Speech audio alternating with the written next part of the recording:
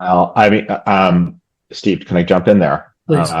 Yeah. I think largely we will. But you're right. In patrimonial regimes, one of the reasons the leaders don't like to lose power is once they lose power, you see, we're in the United States, we tend to think, right? And we were all brought up to think, right? That a weakness of our system is great wealth brings you great power. But in fact, in patrimonial regimes, it's exactly the opposite. Great power brings you great wealth. And they say that Putin is one of the richest men in the world. But he's only one of the richest men in the world as long as he is president of Russia. The minute he loses that position, he would no longer be safe. And it's one of the reasons why in Africa, oftentimes leaders can't afford to give up power because they will be prosecuted as soon as they lose office. So you're right, Frank, that's an incentive. But I think that for them not to have a free and fair election. But the greater danger, it is tied back to this time limits thing. Trump today or yesterday circulated he's going back to talking about how the 2020 election was stolen. Right? And he's doubling down on this, right? Including some wild conspiracy theories about the Chinese and the Italians and satellites in space and manipulated voting machines. What is that all about, right? Does he really want to just say he won the 2020 election? Well, yeah, probably part of it is that. But part of it is to sort of delegitimize the electoral procedures kind of tout court, right? Completely taken as a whole, right? And that's also with the 2020 running for 2028. And so all of this taken together, right, is an attempt to kind of say what we're about to do in 2026, if it doesn't go the way he wants, then it's not legitimate. And it's interesting. They say, I only like elections if I win them. What that means is I don't like elections. Democracies are systems in which parties lose elections. If you don't believe that you have a chance of losing under any circumstances, you don't believe in democracy, right? And that's a danger here, of course, and that's, of course, what everybody is concerned about, including your colleague.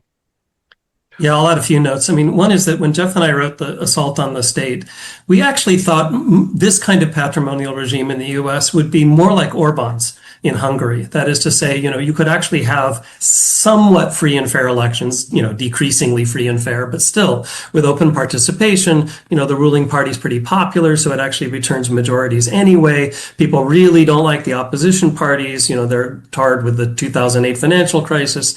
And in that kind of context, you could go several elections without too much heavy-handed authoritarianism. You could actually have democracy and patrimonialism together.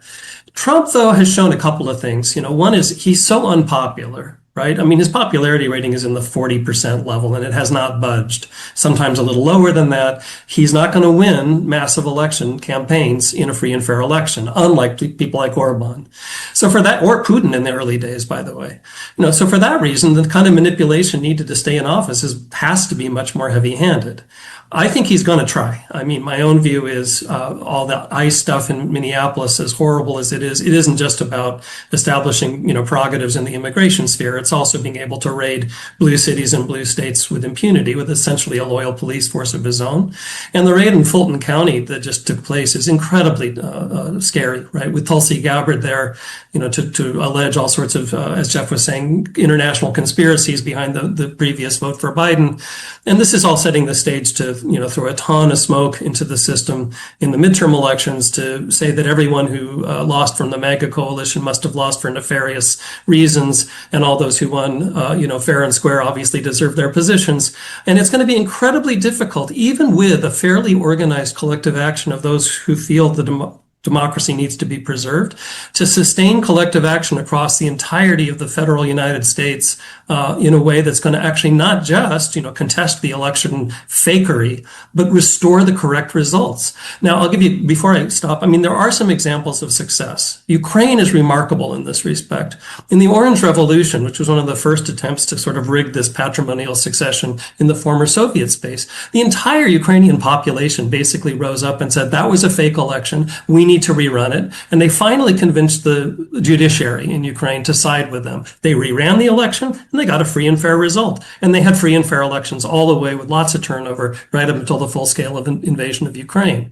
So, that takes a lot of organization and a lot of civic solidarity. I think it exists in the United States, but it's going to be necessary. Let me ask you a different question. So let's say we get through the election, Trump leaves the stage, a different administration takes power. Seems to me that there's still a lot of poison that's been injected into the American system that is not legal, it's normative.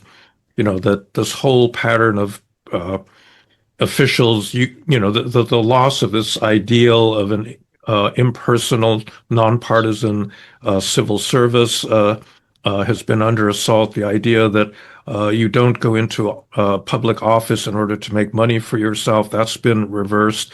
And, those precedents are now set. How do you eliminate that poison from the social system? It's really difficult. We've been thinking a lot about that. If let's say, right, Trump does leave, right, and somebody else comes to power, recommitted to restructuring and restoring the impersonal civil service. What do you do with, because what you've had now is thousands, actually tens of thousands of people who left the civil service, and there's been heavy replacement, especially at the upper levels, with personal retainers, people who are broadly considered by the people below them to be incompetent, right? But many of these people will have civil service protections. So what do you do?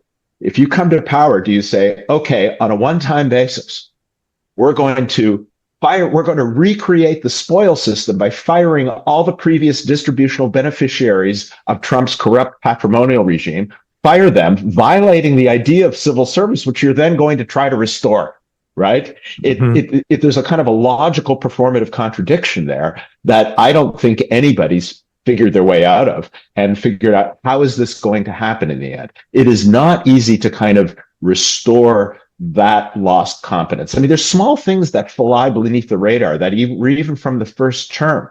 In the first term, Trump's people eliminated a huge research arm within the Department of Agriculture by doing the following. They didn't actually eliminate it. They moved it from Washington, D.C. If you've ever been to the Department of Agriculture, it's gigantic. It's one of the largest in the entire U.S. government.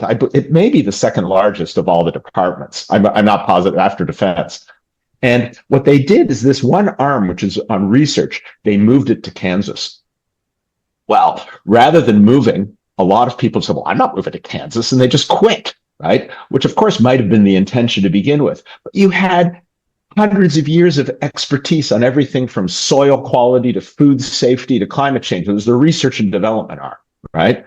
How do you replace all of that?